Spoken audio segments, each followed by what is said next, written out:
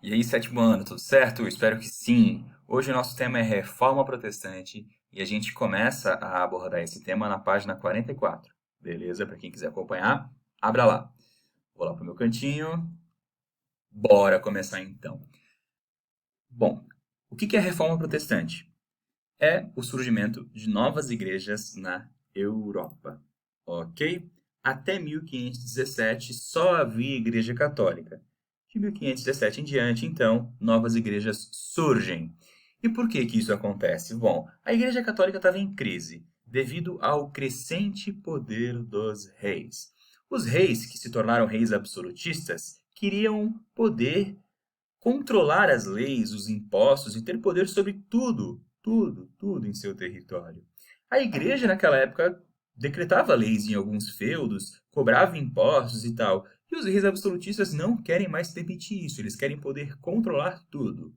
A burguesia também é contra a igreja, porque a igreja proibia a cobrança de juros em empréstimos, era o pecado da usura, e a igreja proibia a obtenção de muito lucro na venda de produtos. E a burguesia quer poder ter lucro e cobrar juros de seus empréstimos. Então, tanto os reis como a burguesia estão contra a igreja. Dentro da igreja também havia problemas. A simonia, por exemplo. O que é simonia? Venda de objetos religiosos considerados sagrados. Esses objetos são chamados de relíquias religiosas. Aqui embaixo eu coloquei alguns exemplos. Bom, o que a igreja fazia naquele momento? Pegava um pedaço de madeira e dizia que esse pedaço de madeira era da cruz de Cristo. Pegava um espinho e dizia que esse espinho estava na coroa de Cristo. E vendia esses produtos para as pessoas que acreditavam que fossem verdadeiros a preços altíssimos. Porém, os produtos todos eram fake. Então, muita gente comprava simonia da igreja, indulgência, venda do perdão dos pecados. A igreja vendia o perdão dos pecados, e até mesmo para quem já morreu. Por exemplo, um parente que já morreu poderia ter os seus pecados perdoados se algum membro de sua família comprasse uma indulgência para ele. Corrupção. Enriquecimento, desobediência, dogma são as regras que a igreja tem que não podem ser desrespeitadas, né? Então, dentro da igreja, muitos padres, bispos, enfim, eles estavam enriquecendo, vivendo uma vida de luxo, até mesmo casando, tendo filhos e tal, enquanto a população vivia na miséria, certo? Então, veja que a igreja católica, nesse momento, passava por um momento de crise. Até o Papa Francisco recentemente concorda com essa observação. Olha o que ele disse numa entrevista. Ele disse que naquela época, vemos que a igreja não era propriamente um modelo a imitar. Havia corrupção, havia mundanidade, havia apego ao dinheiro e ao poder.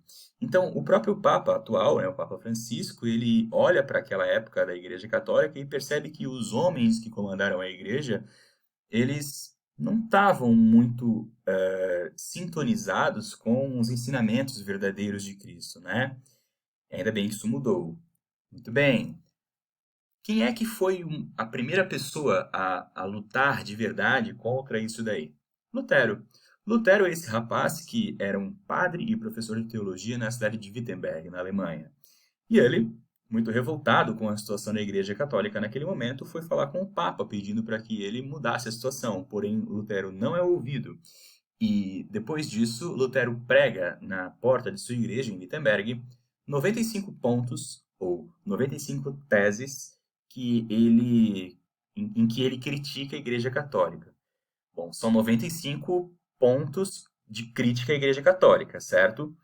Porém, se eu pudesse eleger dois, eu colocaria aqui um resumo para vocês: sacerdócio universal e salvação pela fé. O que é sacerdócio universal? Naquela época, só tinha a Bíblia escrita em latim. Ninguém mais sabia falar latim, só os padres. E pouquíssima gente sabia ler e escrever. Ler e escrever em latim, pior ainda, né? Então, na prática, só padre poderia ler a Bíblia. E só o Papa era autorizado a interpretar a Bíblia. Os padres tinham que repetir a interpretação que o Papa fazia. O Lutero criticava muito isso. O Lutero dizia que a Bíblia tinha que ser traduzida e que todo mundo deveria poder ler e interpretar com sua cabecinha a Bíblia. Isso é sacerdócio universal. É o contato direto entre o fiel e Deus. Salvação pela fé. Basta ter fé para ser salvo. Basta ter fé para ir para o céu. Ou seja, não adianta comprar indulgência ou relíquia. A salvação pela fé é basicamente o Lutero dizendo que relíquia e indulgência não salvam ninguém. O que salva simplesmente é ter fé. Tem uma frase famosa do Lutero que é: o justo viverá por fé. Ou seja, não precisa mais nada. Aqui tem uma fotinha da porta da igreja onde Lutero colocou as teses. Hoje, é claro que essa porta está aqui decorada, né? Ela é de ferro e tal, com as 95 teses escritas em latim. Eles fizeram uma homenagem às 95 teses. E a cidade de Wittenberg está aí. Muito bem. No meio desse processo todo, óbvio que a igreja não ficou feliz com as 95 teses do Lutero. E nem o imperador da região da Alemanha. O Lutero começou a ser perseguido. E alguns príncipes alemães vão proteger o Lutero. Vão escondê-lo nesse castelo, o castelo de Wartburg, onde ele fica escondido 2 anos. Percebe que o Lutero precisou fugir, se esconder, para não ser pego tanto pela Igreja Católica como pelos príncipes da Alemanha que eram católicos ainda. Daí, nesse esconderijo, o Lutero vai fazer uma coisa fantástica. Ele traduz a Bíblia para o alemão. Ele aproveita esse tempo de quarentena que ele sofreu no castelo e usa esse tempo para traduzir a Bíblia para o alemão. Olha só, já que ele defendia o sacerdócio universal, não é?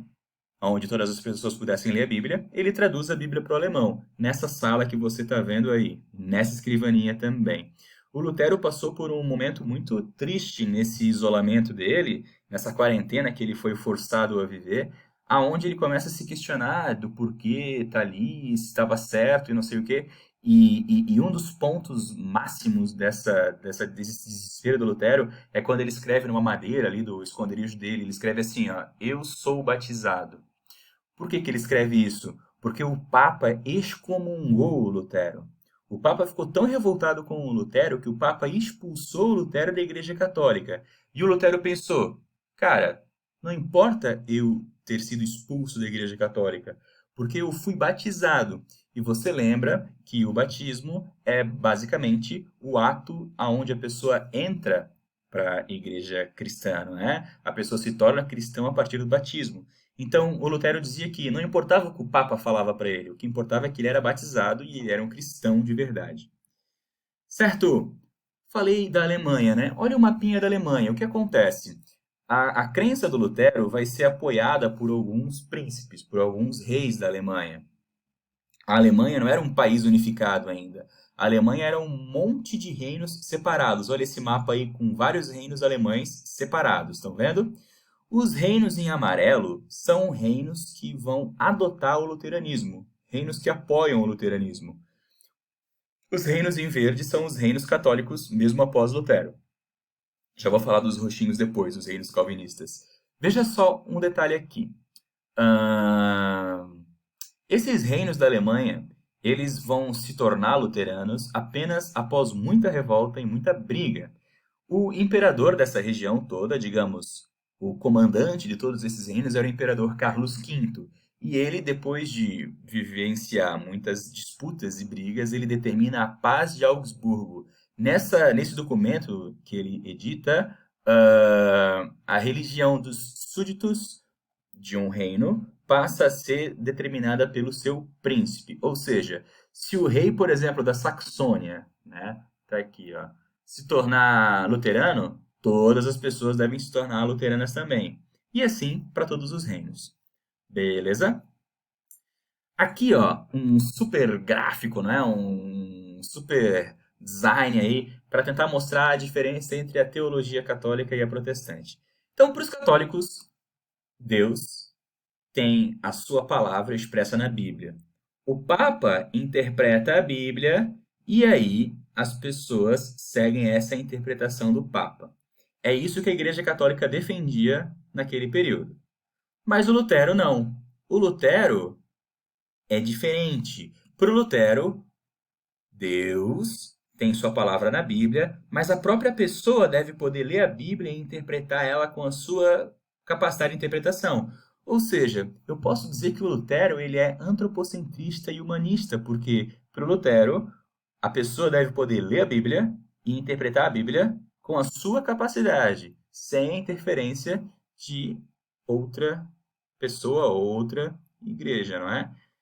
Antropocentrismo, então, está presente na teoria do Lutero, pois coloca o homem no centro da interpretação da fé.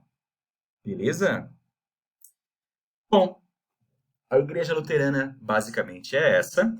E vamos falar de outra agora que apareceu. Lá na Suíça, o João Calvino, que é esse rapaz aí, ele criou uma nova igreja, chamada de Calvinismo. Basicamente, o calvinismo copia Lutero, mas adiciona algumas coisas. Por exemplo, a teoria da predestinação absoluta. Para o Calvino, todo mundo nasce com o seu destino escrito. Ou seja, todo mundo nasce sabendo se vai para o céu ou para o inferno. E o que é que mostra para a pessoa se ela vai para o céu? A obtenção de lucro. Ou seja, para o Calvino, se uma pessoa tem lucro durante a vida, é óbvio, ela vai para o céu. E se a pessoa não tem nenhum lucro, ela vai para o inferno. Ou seja, o Calvino identificava a salvação da pessoa no lucro. E óbvio que ele vai valorizar o trabalho duro, o trabalho árduo. Bom, para o Calvino, o valor mais importante de todos é o trabalho, e quem trabalha tem lucro. Por isso, só vai para o céu quem trabalha. Se tu for um preguiçoso, não vai para o céu. Beleza? Calvinismo, basicamente, lembrem da doutrina da predestinação absoluta. Anglicanismo, tá aí o Henrique VIII, rei da Inglaterra. O Henrique VIII, rei da Inglaterra, ele vai ter uma jogada política muito interessante, pois ele quer controlar tanto a política como a religião de seu país. E também ele queria separar-se da primeira esposa, pois a primeira esposa não estava conseguindo dar um filho homem para ele. Ele queria muito ter um filho homem. Então, em 1534, ele decreta o ato de supremacia. Nessa lei, nesse documento que ele decreta, acontece a separação da Igreja Católica com o governo inglês. E nesse momento também Henrique VIII cria uma nova religião, também uma religião protestante. Essa religião vai se chamar anglicanismo. E nessa religião, olha aqui, eu coloquei aqui embaixo, ó, religião nacional, ou seja, o rei tem poder sobre a política e a religião. A religião anglicana tem como líder o rei da Inglaterra. Bom, nesse ato de supremacia, o Henrique VIII também vai ter muitas vantagens, pois ele vai confiscar as terras da Igreja Católica lá na Inglaterra. A gente imagina que 1/3 de todas as terras inglesas eram da Igreja Católica. Então, Henrique VIII vai conseguir muita terra, né? Muito dinheiro com a separação da Igreja Católica. E, além disso, o Henrique VIII também permite a separação, ele se separa da sua primeira esposa e tem um novo casamento com essa religião que ele cria. Beleza? E para finalizar, Contra-Reforma. A Contra-Reforma vai ser a resposta que a Igreja Católica dá para a Reforma Protestante. Eles vão fazer uma reunião e nessa reunião serão reafirmados os dogmas da Igreja Católica, ou seja, a Igreja Católica reafirma suas regras, ela reafirma que a pessoa pode ser salva se tiver fé e boas obras. A Igreja Católica mantém o celibato, mantém os 7 sacramentos, os protestantes têm só 2, não é? O batismo e a Eucaristia. Mantém a tradução da Bíblia de São Jerônimo. Os reis não podem interferir na religião. Eles criam uma lista de livros proibidos, chamado Index. Qualquer livro que falasse mal da Igreja Católica era proibido. Criam um tribunal da Santa Inquisição, onde pessoas que cometessem atos como bruxaria, enfim, pessoas que não seguissem as ordens da Igreja Católica eram perseguidas nesse tribunal. Criaram a Companhia de Jesus, que é uma ordem religiosa que ia em lugares que não tinha católicos ainda para catequizar as pessoas, e investem muito na formação de padres, para que esses padres parassem com aquela corrupção e aqueles comportamentos errados que estavam acontecendo até então. Reforma protestante, então, é isso. É o protesto contra a Igreja Católica e a criação de novas igrejas. E contra-reforma é esse movimento dentro da Igreja Católica procurando arrumar a casa para impedir o crescimento das igrejas protestantes. Valeu então? Por hoje é isso. Até mais!